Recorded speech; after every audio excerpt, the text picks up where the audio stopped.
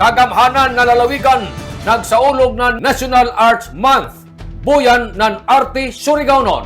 Tagsaulog kagahapon sa ato kagamhanan ng lalawigan ang National Arts Month Buyan ng Arte Surigao Pebrero 24 ning tuiga na didon tagpahigadyon sa Provincial Convention Center alauna ang takna sa hapon.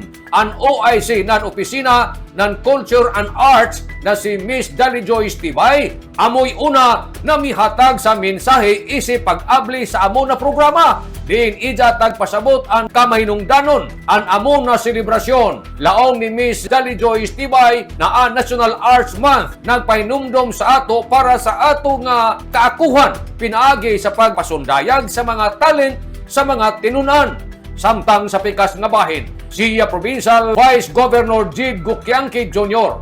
na amoy pinasidunggang bisita miyatag sab sa ija maradyaw na mensahe kabahin ng selebrasyon nga diin ija tagpasabot na ang probinsya sa Surigao del Norte jaoy tagpanday na aprobado na ordinansa numero 3 series of 2014 na tagdeklarar na matagbuyan ng Pebrero ang Surigao Culture and Arts o buyan ng kultura sa ng arte ng Surigao kinahanglan nga selebrahon. Paminaunta ang mensahe ni Provincial Vice Governor Jid Gukyangki.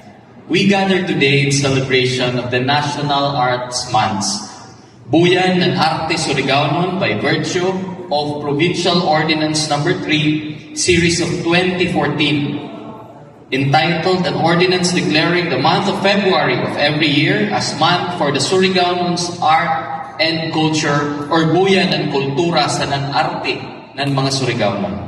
This is a timely reminder that art is not a luxury. It is the soul of a tribe, our soul as a people.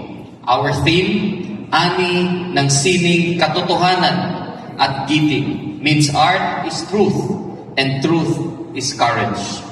Through dance, music, theater, literature, film, and visual arts, we communicate our stories. We tell our struggles, our victories, our faith, and our identity as pure-blooded Surigaonons. Art allows us to remember where we came from and freely imagine where we are heading.